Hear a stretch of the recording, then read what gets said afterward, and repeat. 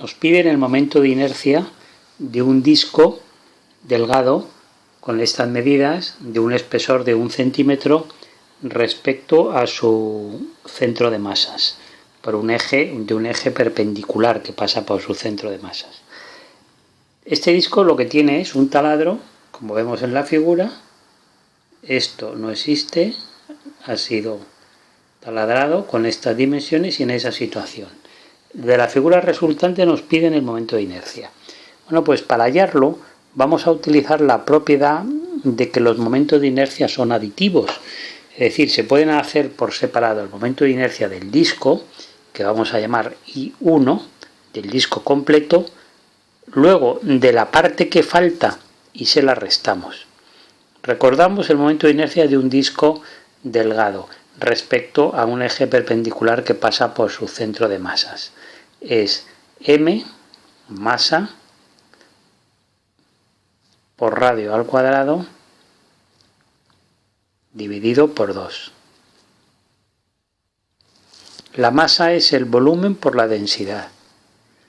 Volumen por la densidad. Radio al cuadrado partido por 2. ¿Cuál es el volumen de un disco? Pues es el volumen de un cilindro. Y el volumen de un cilindro es área de la base, pi r al cuadrado, por la altura, h. Esto es el volumen.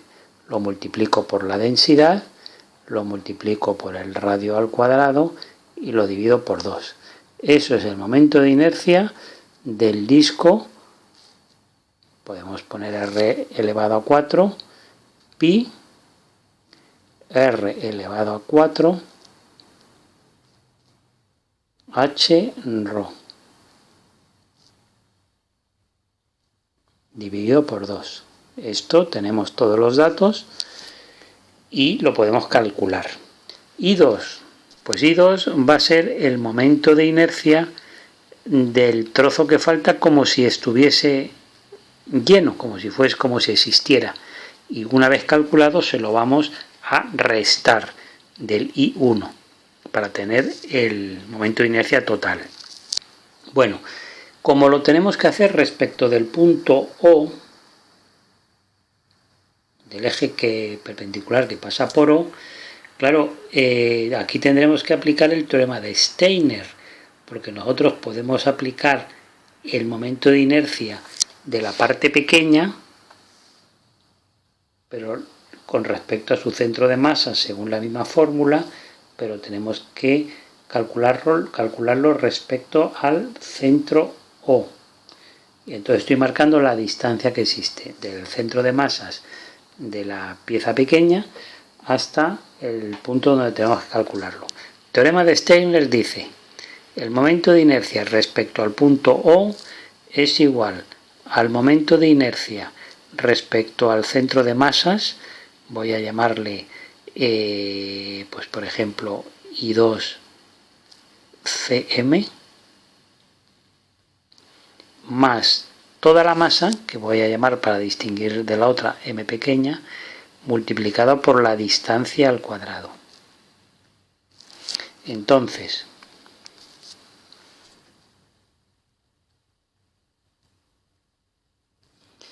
para aplicar la fórmula del momento de inercia respecto a su centro de masas, lo que tendré que hacer será la misma fórmula que antes, porque sigue siendo un disco, masa, pero ya sea la masa pequeña, por el radio al cuadrado dividido entre 2, más la masa de esa pieza que falta, es como si estuviera, luego la vamos a restar, multiplicado por d al cuadrado. Lo mismo sería, lo podemos ya hacer directamente, sería pi por el radio a la cuarta, igual que antes, ¿no? Pero ya es el radio suyo, por la altura y por la densidad, partido por 2, más toda la masa por la distancia. Bueno, todo lo que necesitamos, pues sería la masa m grande, voy a calcularlo aparte. M grande es igual a pi por el radio, lo tenemos que poner en metros, 0,2 al cuadrado, multiplicado por la altura, que es 1 centímetro, por lo tanto 0,01. Esta es la masa grande. La masa pequeña, pues la masa pequeña será pi por ¿qué radio? Pues miramos la figura, como el radio del grande son 20, quedan 5 y 5, os voy a decir, nos quedan 10 de diámetro, por lo tanto serán 5 de radio, 0,05 al cuadrado y multiplicado por la altura, que es lo mismo, 0,01. O sea que las dos masas las podemos calcular.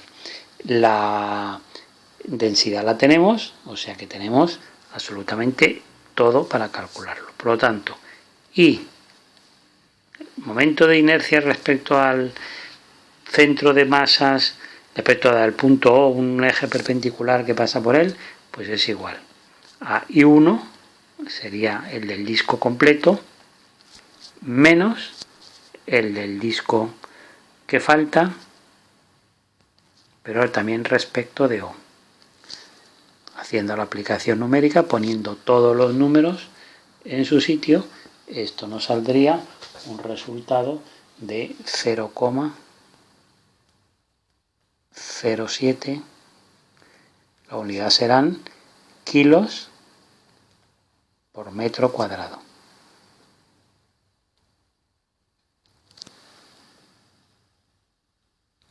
Lo único, la distancia, la D, no la hemos puesto. Bueno, la distancia será 5 centímetros más otros 5, pues serán 10, o sea que será 0,1 metro. Con eso tenemos todos los valores numéricos para poder sustituir, y si lo hacéis las operaciones obtendréis este resultado.